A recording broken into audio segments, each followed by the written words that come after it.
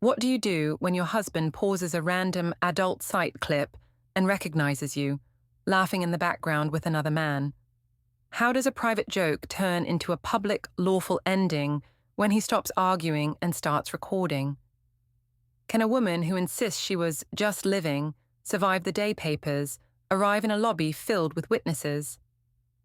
Before we dive deeper into this story, I have one small request. Please subscribe, drop a like, comment, and hit that hype button to boost this channel so more people can discover these incredible stories. Thaisa Rowan. I told myself the clip was a joke, a glitch, a random crowd scene that meant nothing. He paused the screen and asked where I was that night. I said I was with work friends. He rewound. I laughed harder. He did not. He stared at the stranger's shoulder, then the edge of my face, then the hand near my waist. I said camera angles lie. I said he was being old-fashioned. I asked why he wanted to shame me over a laugh. He closed the laptop and said we would talk later. I said talking could wait because I had a meeting. I posted a rooftop invite and added a spicy caption about freedom. My friend sent flames. My sister sent hearts. His mother texted a question. I replied that everything was fine. I think I was right. At home, he moved a mug to the far counter. He slept in the guest room and set a calendar reminder I pretended not to notice. I smelled printer toner at midnight and told him he was dramatic. He said calm is not drama. He said he would handle it. I said respect follows results, and I have results. I woke before the alarm because the apartment was too quiet. The kettle clicked on. The fridge hummed. I counted sounds the way I count likes. I told myself calm meant I had won. He had paused a random clip the night before. He had asked where I was. I said I was with work friends. He had rewound. I had laughed louder. He had not. That was last night. Morning meant reset. I set my mug on the island and opened my phone. The thumbnail was still there, the club with pink lights, a stranger's shoulder, the edge of my face. I told myself it was only a background cameo. I told myself everyone is in someone's video. I told myself he would laugh once coffee hit. I poured. He came in wearing headphones. He took the other mug from the shelf and placed it on the far counter. He did not look at me. I said I would be late for work because of a client deck. He said he would drop Ivy at school. He asked calmly if we could discuss last night after dinner. I said we could, if he promised to stop acting like a detective. He said he was not acting. The kettle clicked off. Steam curled. His calendar pinged on the table. The reminder read, Library Annex, 11:20 a.m. I said he had a lot of reading for a Tuesday. He said he liked quiet spaces. He put his phone face down. I told myself he was trying to spook me. He never liked libraries. I opened the pantry and found a sticky note on the inside of the door. Bring forms, his handwriting. I laughed and said he was making a paperwork shrine. He said organization helps. He moved past me to the sink and rinsed his spoon as if it could wash the tone from the air. Then he left the spoon on a towel, neat and lined up, like a clue he wanted me to see. On the subway, my sister sent a screenshot of the clip. She wrote that the angle made my jawline look sharp, in a good way.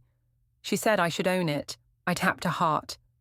I told her he was being old-fashioned. I said a person can be in a club without it meaning anything. She said she would post a joke if I wanted the comments to pivot. I said hold for now. I still thought he would come around. At the office, I put on my glossy voice. I told the team my weekend was busy, but fine. I said that the city felt small when the algorithm kept recycling the same shots. Cass asked if Evan was upset. I said he gets sensitive when he feels ignored, like a plant fussing for water. People laughed. It felt good. My manager walked by with her measured face and asked for a quick update on my deck. I said it was nearly done. I kept my phone face down like he had. At lunch, he texted that he would pick me up because we needed groceries. I said, okay. I wanted him to see me being normal. In the car, He wore headphones around his neck. A cloud sync pop-up flashed on his phone. File uploaded successfully. He tapped it away fast, but I saw. I said he was doing a lot of digital spring cleaning. He said he was backing up photos. I said I hoped he kept the cute ones. He did not answer. The supermarket felt like a small stage. I waved at the cashier who always pretended to remember my coffee order. I put colourful things in the cart to make the night look light. Cherry tomatoes, basil, a lemon. He added pasta and rice, and a jar of sauce with no label, just a store brand. I said he was planning for winter like a squirrel. He said meals should be simple this week. I heard a woman near the cereal whisper my name. I looked and saw a phone turn away. I smiled anyway. I am good at smiling. Back home, I arranged a bunch of mail into a fan on the console table. He split it into piles, then slid them into 3 slim binders labeled Home, Auto, Bank. He closed each binder with the care of a person sealing jars. I made a joke that he had a crush on plastic sleeves. He said order helps the mind. I said spontaneity helps the heart. He looked over my shoulder at the wall planner. 1 red circle marked next Friday. I asked why. He said to remember something. I waited for more, but he let the silence do the explaining. He is letting silence work for him now. That used to be my trick. I tried to talk to him in the hallway, but he took a muted call that lit his screen as private. He stepped into the stairwell. I followed and stood on the landing. I heard nothing but his breath and a low, yes, understood. When he came back, I said he was making it dramatic. He said he wanted clarity. I said clarity often means control. He did not rise to it. He just moved past me, careful not to brush my arm. I posted a rooftop invite for Saturday with a caption that said, "Freedom tastes like summer." Cass sent a flame emoji. Mina wrote that she would film the sunset. My sister replied with hearts. Evan rinsed a glass and set it near his mug on the far counter. 2 islands now, 2 flags. I laughed and told him we were silly. He asked if the rooftop was necessary right now. I said yes, because fresh air prevents fights. He said we could also prevent fights by telling the truth. I said the truth was that the clip meant nothing. He said he heard me. Dinner was quiet. I put the lemon zest into the pasta and tried to be the kind version of myself. He ate and thanked me and said the food was good. I said I missed us during the week. He said he was here. I said being here and being with me were not the same. He nodded and took his plate to the sink. I felt the night pull like a slow tide. It should have brought us together. Instead, it rocked us in opposite directions.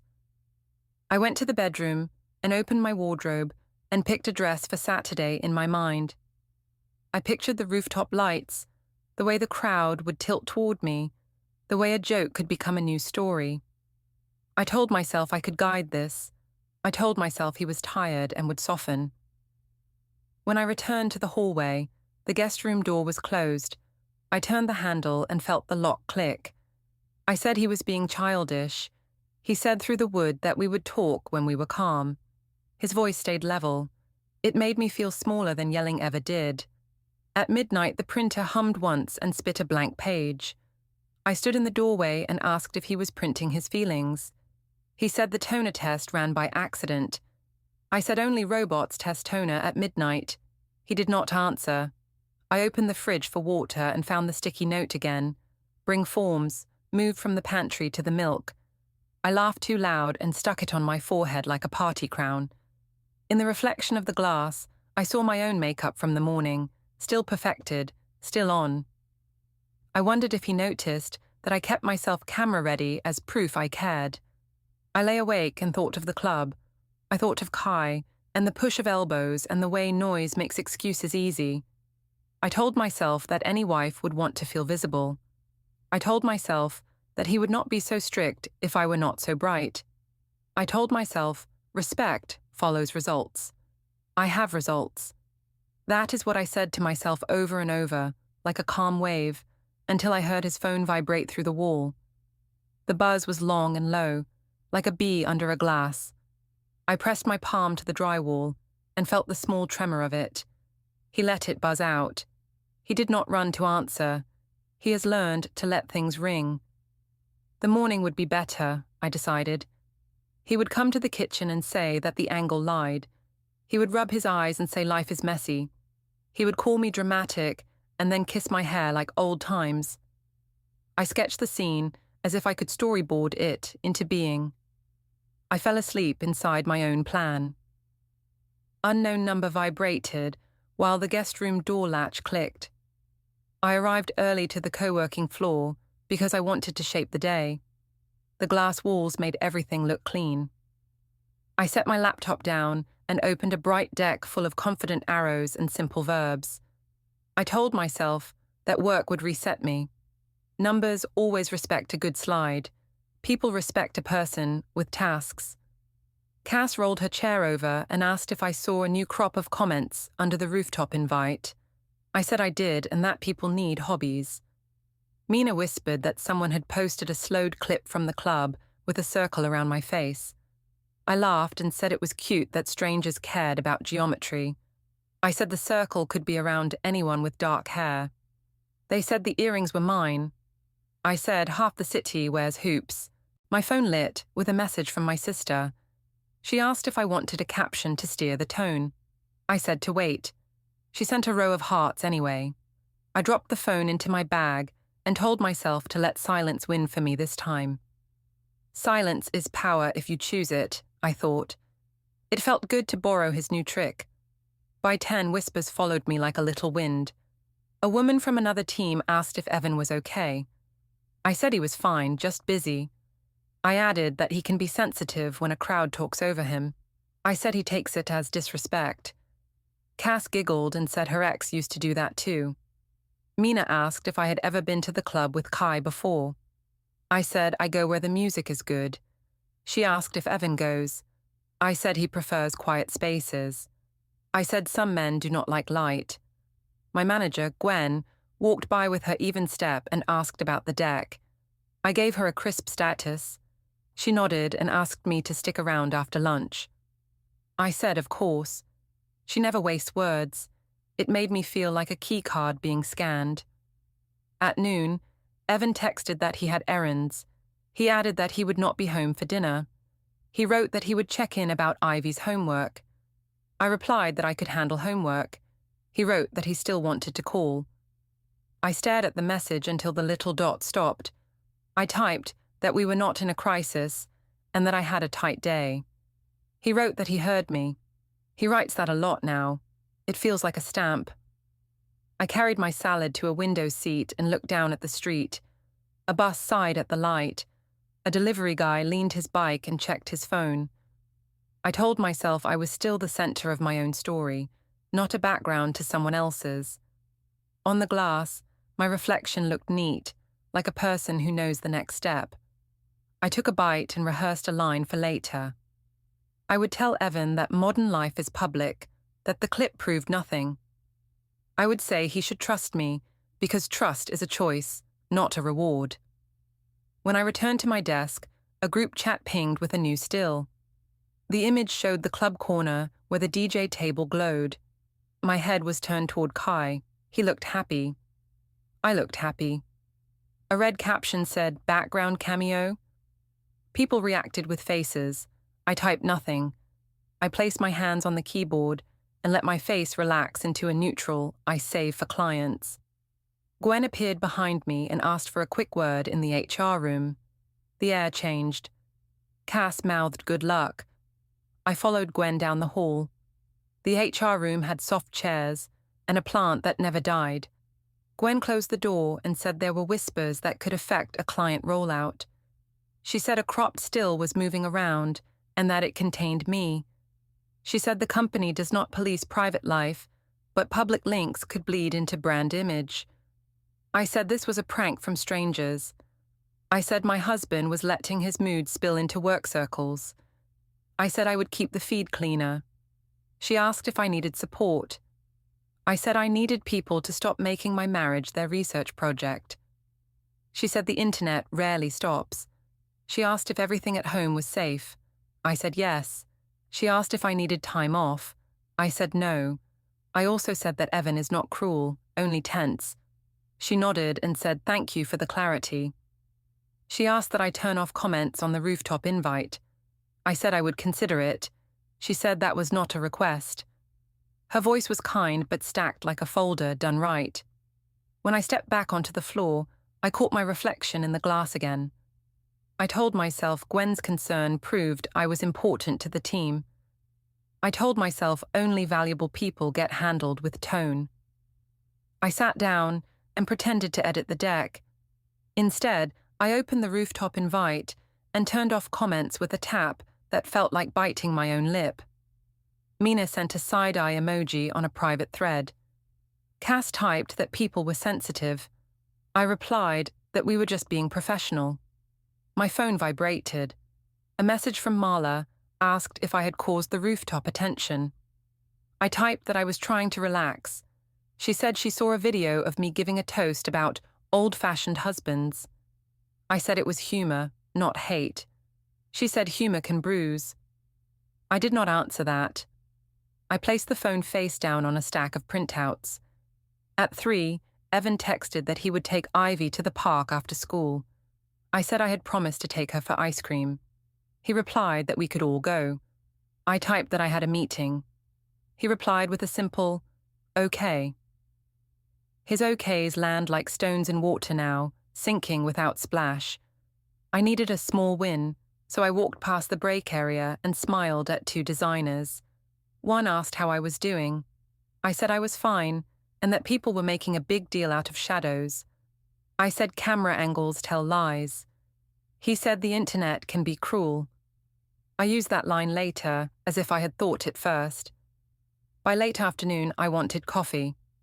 The sun had slipped behind a high-rise. I opened a new tab to search for color palettes and saw a quick reflection of my own open tabs. For a second, I imagined Evan's screen last night.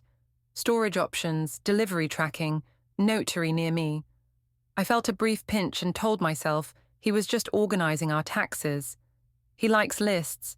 He likes checkboxes. He probably found a sale on plastic sleeves.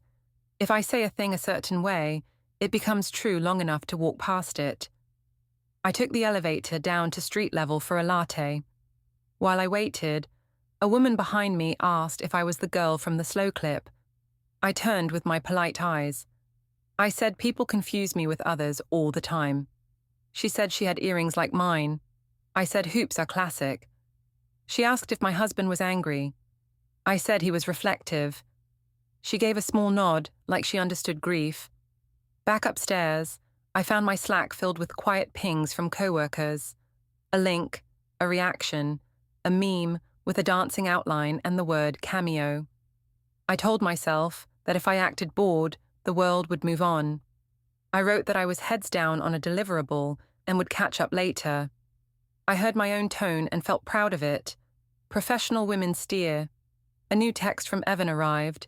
He wrote that he would make pasta with Ivy and that they would leave me a plate if I would be home late. I wrote that I might meet friends for one drink to clear my head. He wrote to text when I was on my way. A minute later, he sent nothing, but a second buzz followed, a calendar ping I somehow received because we still share. The title read, Notary Bay, 7:05 a.m. I stared until the screen dimmed. I told myself it could be for a simple form. Many things need stamps. Life is a pile of stamps. I closed my eyes and pictured the red circle on our wall planner. It looked like a target only because my mind wanted targets. The brain loves meaning.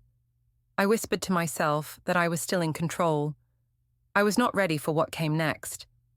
Cass rolled closer and tilted her phone so I could see a new still. The circle around my face was cleaner now. Someone had sharpened it. The caption said, wife, with 3 question marks. I felt heat in my ears and smiled anyway. I typed a laughing reply into the group chat and did not send it. Manager asked for a quick word as the group chat pinged with the cropped still. The rooftop filled slowly, like a glass being topped off. String lights hummed, Music ran under the talk like a polite engine. I chose a table near the edge so the skyline would frame me. Cass and Mina arrived in bright jackets and asked if I was ready to turn the story. I said I was born ready. I said people only remember the person who laughs. They nodded as if I were giving a speech they already agreed with. I posted a story of the view and held the camera high so my face looked calm. A ping arrived from my sister, asking if she should start a thread to roast jealous husbands. I told her to hold until the first drink landed. I said timing is everything. Cass clapped like we were at a launch. Mina whispered that she would film a sunset toast, nothing heavy, just light. I thanked her and told myself that controlling the camera meant controlling the memory. By 7, the place glowed. A circle of friends formed. Someone asked where Evan was. I said he likes quiet, and that quiet men need time to adjust to public wives. I layered in a laugh so it would sound kind. They laughed with me. People always mirror the host. Kai appeared near the DJ table, leaning like he had nowhere else urgent to be. He waved. I lifted my wrist and waved back, with a small motion that would look harmless if anyone clipped it. He asked if I was good. I said I was great and that the city had overreacted to a background cameo. He said the internet loves cameos. He drifted back to the music. A chant began near the bar for a toast. It moved toward me, the way a warm front moves across weather maps. Someone thrust a small glass into my hand. I said the past week proved the world likes stories, and that we should let it have one, but a nice one. I said old-fashioned people sometimes confuse attention with danger. I said a woman can dance in the light and still be faithful. I heard the words and liked how they sounded. The circle cheered. A phone rose, then another. I watched my own mouth shape the sentences, and I felt power return, like blood to a hand after pressure lifts. Halfway through the toast, I saw Evan arrive near the elevator. He held a paper bag, and the child seat straps hung from his other hand. He walked toward the group and stood a little back, as if he were a guest at someone else's party. He said he was dropping the seat because Ivy needed a different ride tomorrow. I said he could have left it by the door. He said he preferred to hand it to me. He added that he was leaving now. He did not mention the toast. He kept his eyes on my face, the way a person studies a distant sign. I stepped forward with a smile and said we were fine. I told him we would talk after the weekend. He nodded. He handed me the seat. The chant continued around us, but softer. He turned and left the way he came, without touching anyone or anything. Cass leaned in and said he was trying to steal the moment. I said he was not built for crowds and that it was okay. Mina whispered that his calm was new and a little scary. I said calm is just another costume. I raised the glass again and said we were celebrating modern love and trust. I told the group that blurry clips do not define a marriage. Someone whistled. A stranger at the railing lifted a phone, and I watched the small red dot glow as they recorded. The wind pushed my hair back, and I thought about angles. I turned my head, so my good side faced the lens. This is management, I told myself. You shape, you steer. Another ping landed. Marla texted to ask if this rooftop was necessary. She said Ivy had already heard cousins whisper. I replied that sunlight heals. She said sunlight also shows dust. I put the phone away. If you carry a mother-in-law in your pocket, the night cannot breathe. The DJ brought the volume up and bled into a song I liked. Kai passed by and asked if I wanted to walk by the river after this to cool down. I said fresh air sounded wise. He smiled and moved on. The chant died and real conversations rose. I told a small cluster that Evan had trouble with public living, that he takes attention as an insult. I said I was teaching him that attention is neutral, like weather. They nodded as if the metaphor made me a professor. Near 8, my phone buzzed with a calendar sound I recognized from our shared settings. Paper drop 3:40 p.m. appeared earlier in the day, and my brain replayed it now like a subtitle. I pictured his desk with a single USB labeled by date. I pictured a message thread titled Follow Up. I told myself he was filing away his feelings to look important. I told myself he was the one being performative. The sky darkened enough that the river looked like a strip of film. We paid the bill. Cass said the night had done its work. Mina said the tone had softened online. I refreshed and saw a few kinder comments under my story. I allowed myself a little breath. I told them I was going to walk a block with Kai and then head home. Cass asked if that was wise. I said I was a woman who trusts herself. She lifted her hands like a surrender. Mina said to text when I got home. I said I would. On the sidewalk, the air felt thinner. Music drifted up from the rooftop like a memory you almost forget while it's still happening. The promenade lights blinked on. Kai fell into step beside me. He asked if I was okay. I said I was great and that the toast would iron out the rumor. He said rumors do not iron. He said they wrinkle and ripple.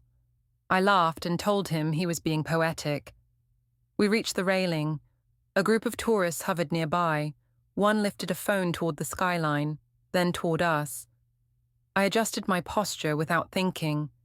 Kai leaned in to say that he should keep distance until I sorted home stuff.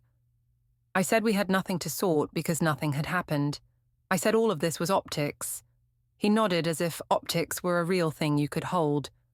For a moment, I felt his closeness like a hand on a warm mug. I stepped back and looked at the water as if I had planned the move. A voice behind us asked if we were filming. I said we were enjoying the view. The phone stayed up. The screen showed our reflections as smaller shapes in the corner. I told myself corners are safe. Corners read as background. I told myself I had learned from the last clip.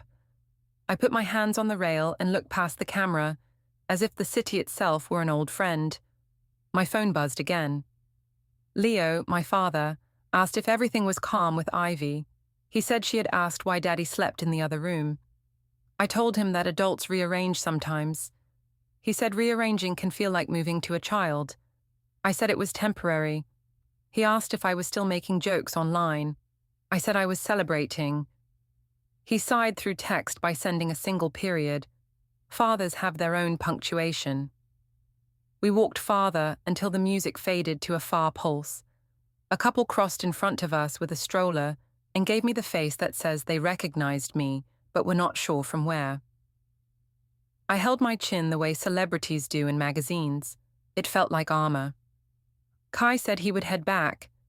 He said we should talk later about lines. I said lines are flexible if both sides agree. He said lines drawn late look like damage control. He gave a small wave and left me by the rail. I checked my notifications again and saw a local account had already posted a rooftop clip. The caption called my speech bold. I smiled. Then a new post appeared under it with a still from the river where I leaned toward Kai to hear him better. The still made the distance look smaller. A caption asked if we were the couple from the other clip. The comments formed like ants. I typed to my sister that angles lie.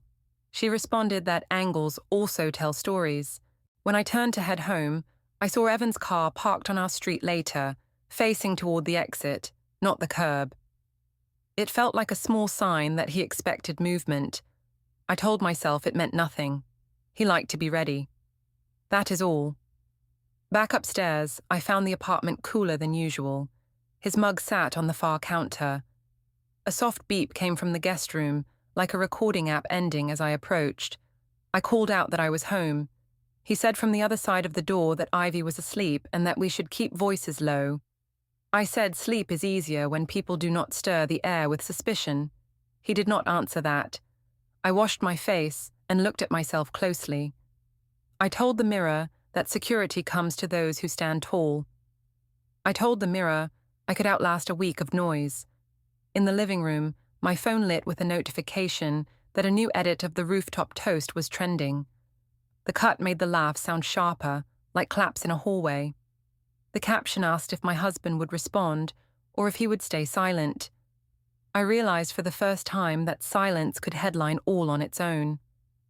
I stood by the balcony door and chose a pose that made me look thoughtful. I posted a simple line about owning your story. I added a sunrise emoji to make it gentle. I believed in the gesture enough to feel calmer. Camera flash popped while a stranger said they got it. Marla reserved the long table at the family restaurant, the kind with paper placemats and crayons even for adults. The room buzzed with forks and birthday songs from other tables. I dressed carefully and arrived late enough to look busy but not rude. Evan was already there with Ivy tucked close on the bench. Marla sat straight at the end like a traffic cone for manners. Cousin slid menus around as if menus could cover tension. I smiled wide and said the city had been loud, but we were fine. Marla said the goal was to eat and keep voices soft. I said soft was my default. A cousin asked about the rooftop toast and made a shape with his hands like a camera. I laughed and called it silly. I said people misread jokes when they want drama. I added that Evan dislikes crowds and that is okay, because someone must balance the team. Evan poured water for Ivy and said the song the restaurant staff just sang was cute. He did not look at me. I told a story about a client who loved my deck and waved my hands as if I were juggling good news. Cass's name floated in my head, but I did not say it. The less I named the outside, the more the inside felt contained. A cousin's phone lay face up. The screen showed a freeze frame from the promenade edit. My mouth was open mid-laugh. Kai's shoulder was in the edge. I kept my breath steady. I said to the table that public life often grabs strangers by accident, and that I was simply a bystander to a camera, the same way we were bystanders to the birthday song here. Marla asked if I could promise that the posting would stop. I said humor keeps me sane. She said humor can bruise. Evan cut Ivy's chicken tenders with careful motions, then slid the plate back to her. He said Ivy liked the ranch on the side now. He was talking to Ivy, not to me. The message still landed. Ivy looked up at me and asked if we were on a break like the cartoon she watches. I said adults take timeouts to rest, like phones on low battery. She asked if timeouts mean moving. Evan said we were staying in place for now, and that school would be the same. I agreed quickly and said, our home is stable and loved. I smiled at Marla like a poster for calm. The table tried to breathe again. A waiter arrived with a tray and asked if we were celebrating anything. I said we were celebrating family. Marla said the same. The waiter lit a small candle anyway and winked at Ivy, who smiled a tired smile that looked older than 7. My phone buzzed in my lap. Ria had sent a clip of a meme that framed me as bold. She added hearts and asked if the restaurant food was any good. I typed that we were fine and slid the phone into my bag. I did not need more eyes in the room. When dessert menus came, Marla asked gently if I could sit with her for a minute in the lobby. I agreed. We walked past a mural of the city. She said she had seen the new edit from the river and asked if I understood how Ivy might feel, seeing people laugh at her parents. I said I understood too much and that laughter protects us. She said protection looks like quiet. I said quiet is where lies breed. She said she would not debate. She asked me to please consider Ivy before posting again. I said I was considering everyone. I said Evan refused to talk like a partner. She said he was being careful, and that careful often looks like distance. I asked if she was taking his side. She said she was taking Ivy's side. We both breathed out at the same time. Back at the table, Leo had arrived. He kissed my temple and asked with a look if I was steady. I said I was. He looked at Evan and nodded in a father-to-son way that made me feel like a guest in my own chapter. He asked if I wanted a short walk after dinner to cool off. I said we had plans at the park anyway, and that it would be sweet to let Ivy run. Evan agreed. We paid and stood, all the small motions of checkout and coats and thank yous, like the choreography of a truce. The park hummed with evening swings and small dogs. Ivy ran to the slide, and Marla followed with a careful distance, pretending to look at the sky. Leo and Evan stood near the bench. I took a video of Ivy's shoes kicking air and wrote a caption for myself that I did not post. Everything normal.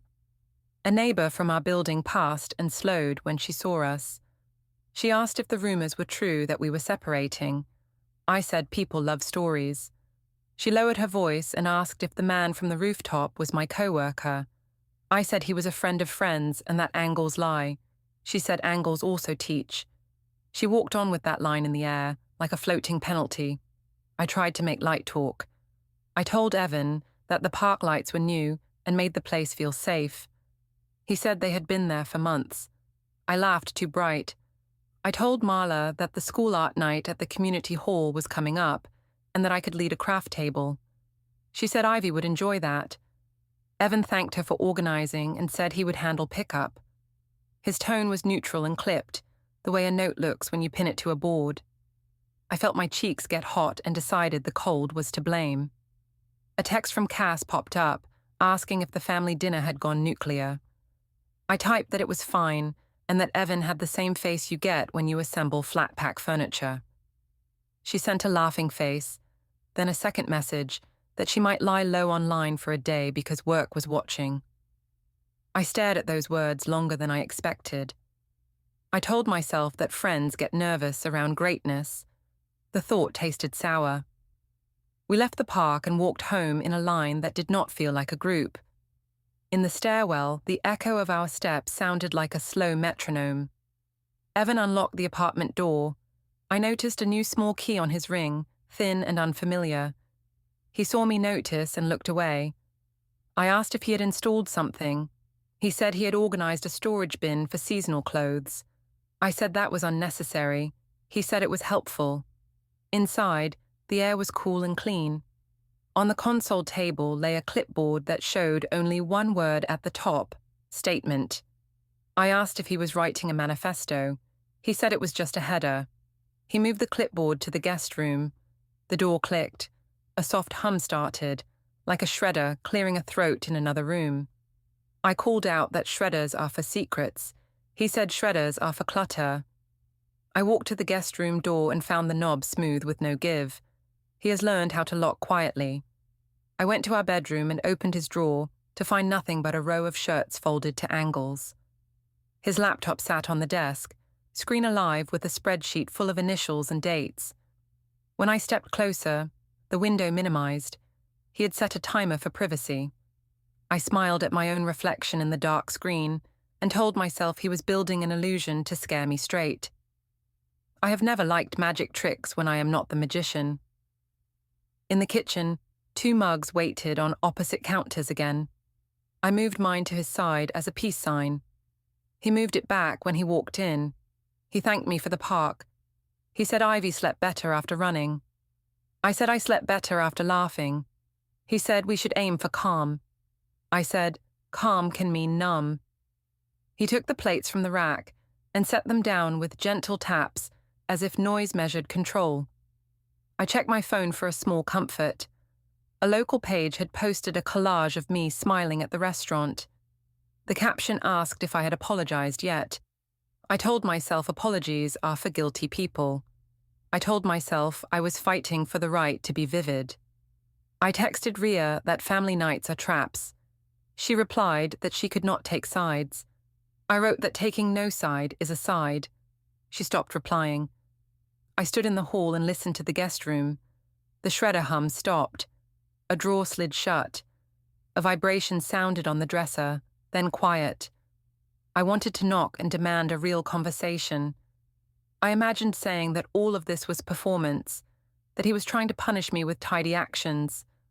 I pictured his face holding center, not anger, just that heavy calm.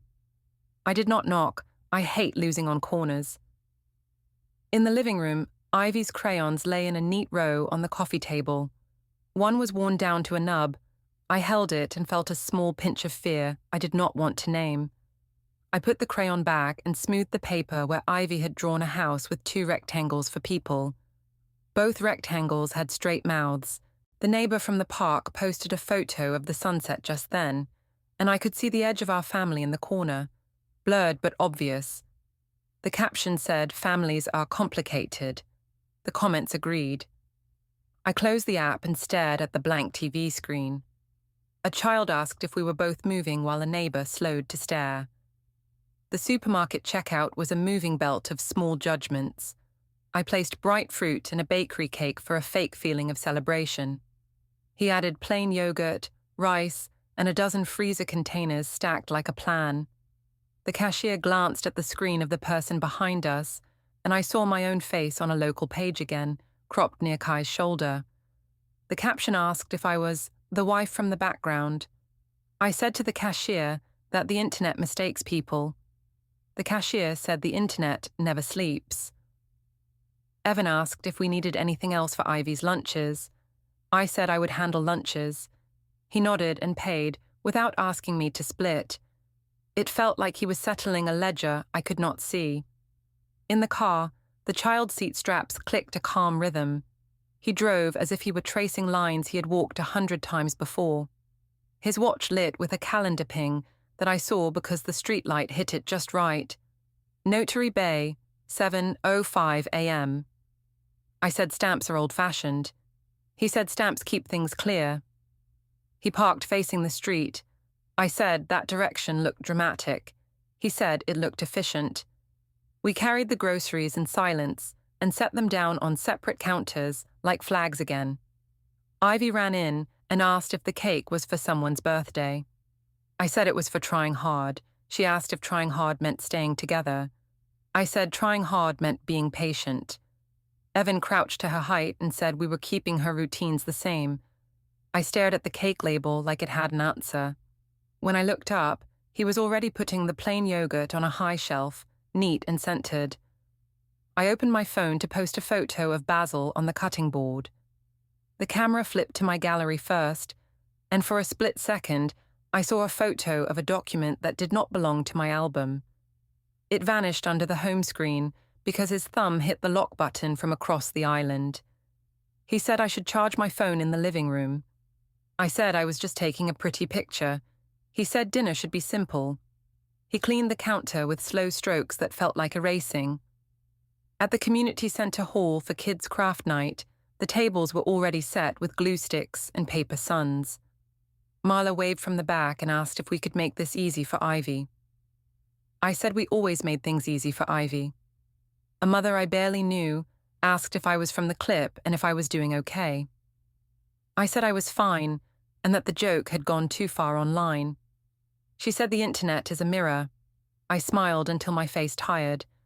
Ivy glued triangles to her son and said she wanted both of us to keep it. Marla suggested we make two. Ivy said one son could live in each room. The sentence landed between us like a sticker we could not peel off. Evan took a call by the exit with headphones on. He stepped behind a poster for a blood drive and spoke in a voice I could not hear. The faint beep at the end said a recording had stopped, or started, or something official had completed. When he returned, he thanked the room coordinator and asked about the sign-up for next month. He wrote our names with clean letters. I watched his hand for a tremor that never came. Cass texted to ask how the crafts were going. I wrote that the crowd was sweet. She sent a photo of a flyer at her job about online conduct. She said the timing was bad. I typed that her workplace was being dramatic. She typed that mine might be thinking the same. I stared at that for a long time and then put the phone face down. After cleanup, we walked to the parking garage. The air tasted like dust and old rain. He opened the trunk and showed me labeled boxes: household, auto, bank. Inside, a thin binder marked utilities sat thicker than bills require. I laughed and said he was auditioning for a label maker ad. He said he liked being able to find things. A small USB with today's date sat in a tray. I lifted it and asked if this was his latest hobby. He said it was just backup. He asked if I would rather guess where things are when life gets busy. I put the USB down like it was hot. At home, the guest room smelled faintly of toner again. A single cloud sync pop-up appeared on his laptop. File uploaded successfully. He minimized the screen when I entered. I said secrets rot people. He said organization saves time. He walked to the fridge and took out a printed weekly plan he had written in pencil. He did not show it. He only folded it once and put it in his pocket. I hated the economy of that motion. I tried one last tactic. I said I would do a live video to tell the truth and shut down the rumor. I said I would say the clip was edited to harm us. I said people would understand if I cried a little. He said I should not post anything about him or our child. He said we could use a co-parenting app for logistics if I preferred distance. I said he was trying to humiliate me with procedures. He said procedures protect people when feelings do not. I messaged Ria that Evan was building a paper fort to trap me. She replied that he sounded calm. I wrote that calm is just punishment with a smile. She replied that she did not want to take sides. I felt the floor tilt a little, like an elevator starting up. In the living room, Ivy fell asleep during a cartoon. I moved a blanket over her and pretended that this small action proved I was the steady one. Leo called and asked if I had spoken to Evan without the audience of the internet. I said Evan did not want to speak, only to file. Leo said filing can be speaking if done right. I told him not to become a poet. He sighed and said he loved me, and that he loved Evan too. I said that made him neutral. He said it made him family. Night pulled in. I poured tea to look domestic and harmless. He stood by the console table with the clipboard that still said statement at the top. He held a pen but did not write. The shredder hummed once, then stopped, as if clearing its throat. I asked if he was recording me. He said he was documenting life. I almost laughed. Documenting life is what I always claim I do online. The mirror hurt. I tried to reclaim the story. I said if he refused to talk, I would post everything. I said I would show how cold he had become. I said the public would see who was cruel. He listened and did not flinch. He said he would not debate. He said he would keep to facts. He asked me to stop escalating in front of Ivy. I said he was the one escalating with boxes and pings. He shook his head once. He picked up car keys. A new, unfamiliar key hung with the rest, slim and shiny. He said he needed to move some things to a storage unit before the week got busy. I said storage is for people who plan escapes. He said storage is for people who plan. He walked to the door and paused like he remembered something. Then he came back, looked me in the eye and said he would handle it properly. He did not raise his voice. The words were simple and heavy, like a tool placed on a table. I followed him into the hallway, needing a final jab. I said the internet would call him weak for hiding behind forms. He said the internet did not live in our home. He said our child did. He confirmed tomorrow's school pickup time and checked the hallway light like a pilot before takeoff. I felt the story slipping and reached for it with one more line. I said, people respect a fighter. He said people respect the truth. He adjusted his watch, and I saw the Notary Bay 7:05 a.m. title again. He did not hide it this time. The elevator bell dinged while he said he would handle it properly. Office tower lobby, bright as a fishbowl. I marched in, rehearsing a speech about love and angles. Evan stepped off the escalator with Mr. Pike nodding hello. A stranger confirmed my name and placed papers in my hand. He said temporary possession, interim finances, and a co-parenting app for all messages. Evan said pickup was 3 today, same as yesterday. Security asked if I needed a seat. Phones paused in midair. I said this was petty. He said it was proper. My fingers shook and the pages didn't. Hook trigger now action. Papers touched my palm as the red camera light blinked.